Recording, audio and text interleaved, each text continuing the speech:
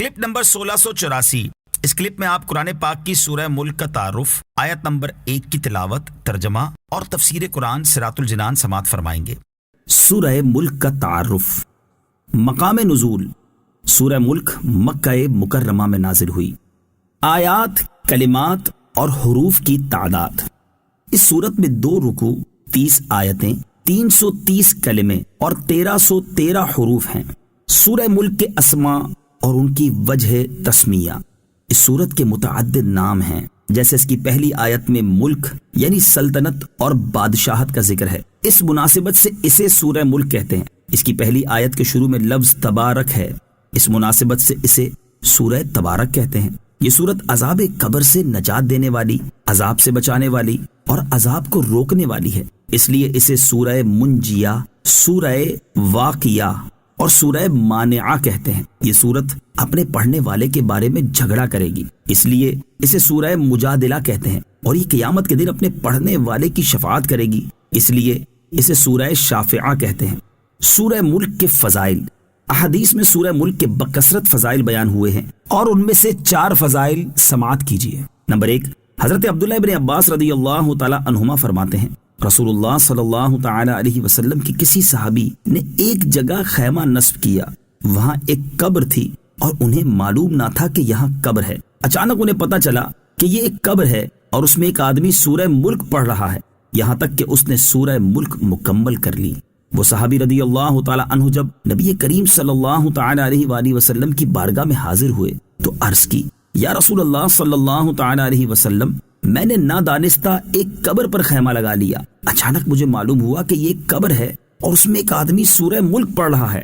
یہاں تک کہ اس نے سورت مکمل کر لی۔ تاجدار رسالت صلی اللہ تعالی علیہ وسلم نے ارشاد فرمایا، یہ سورت عذاب قبر کو روکنے والی اور اس سے نجات دینے والی ہے۔ نمبر 2، ابو داؤد شریف کی حدیث ہے، حضرت ابو ہریرہ رضی اللہ تعالی عنہ سے روایت ہے، رسول اکرم صلی اللہ تعالی علیہ وسلم نے ارشاد فرمایا، قرآن پاک میں 30 آیتوں کی ایک سورت ہے، وہ اپنی تلاوت کرنے والے کی شفاعت کرے گی یہاں تک کہ اسے بخش دیا جائے گا۔ وہ سورت تبارک الذی بیدہ الملک ہے۔ نمبر 3، حضرت عبداللہ ابن مسعود رضی اللہ تعالی عنہ فرماتے ہیں، سورہ تبارک اپنے پڑھنے والے کی طرف سے جھگڑا کرے گی یہاں تک کہ اسے جنت میں داخل کر دے گی۔ نمبر 4، حضرت عبداللہ ابن عباس رضی اللہ تعالیٰ عنہما سے روایت ہے، حضور پرنور صلی اللہ تعالی علیہ وآلہ وسلم نے ارشاد فرمایا، بے شک میں کتاب اللہ میں ایک ایسی سورت پاتا ہوں جس کی 30 آیتیں ہیں، جو شخص سوتے وقت اس کی تلاوت کرے گا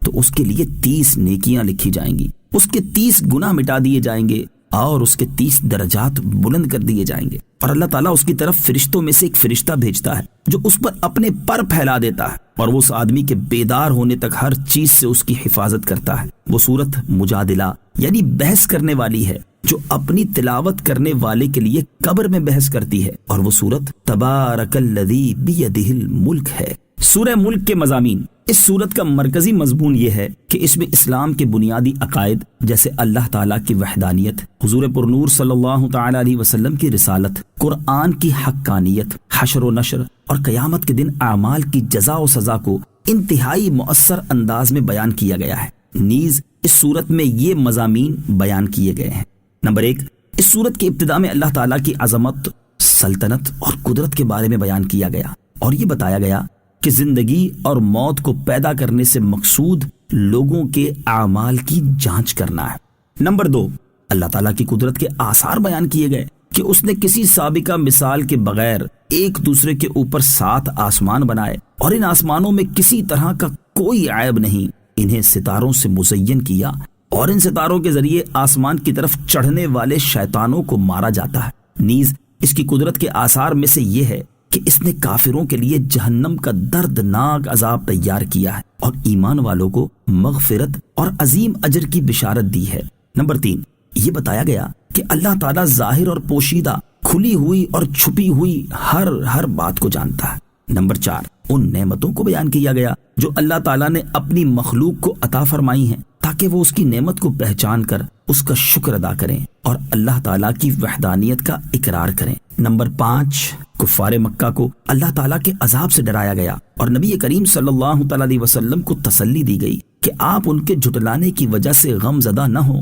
کیونکہ ان سے پہلے کافر بھی اپنے انبیاء علیہ الصلوۃ والسلام کے ساتھ اسی طرح کا سلوک کرتے تھے۔ نمبر 6،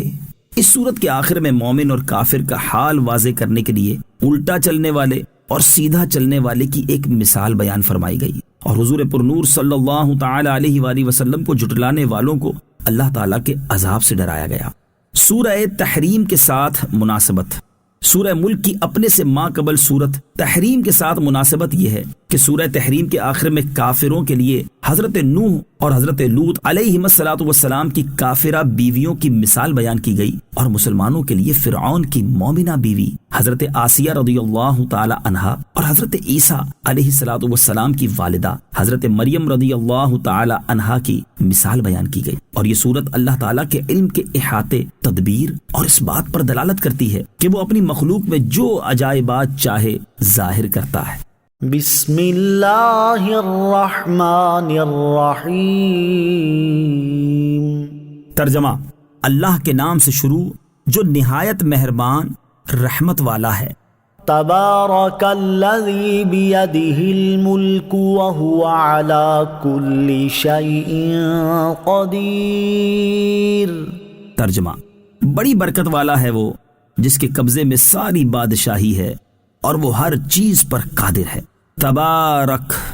وہ بڑی برکت والا ہے۔ تفسیر صراط الجنان میں ہے، یعنی اللہ تعالیٰ اپنی ذات میں، صفات میں اور افعال میں ازل سے لے کر ابد تک مخلوق کی صفات سے پاک ہے، اور صرف اسی کے قبضہ قدرت میں تمام امور میں ہر طرح کا تصرف ہے، لہٰذا وہ جس چیز کا چاہے حکم دے اور جس چیز سے چاہے منع کر دے، جو چاہے عطا کرے اور جو چاہے نہ دے، جسے چاہے زندگی دے اور جسے چاہے موت دے، جسے چاہے عزت دے اور جسے چاہے ذلت دے، جسے چاہے غریب بنا دے اور جسے چاہے امیر کر دے، جسے چاہے بیمار کر دے اور جسے چاہے شفا عطا کر دے، جسے چاہے قریب کر دے اور جسے چاہے دور کر دے، جسے چاہے آباد کر دے اور جسے چاہے برباد کر دے، جسے چاہے توڑ دے اور جسے چاہے ملا دے، اور وہ ہر اس چیز پر قادر جو اس کی قدرت کے تحت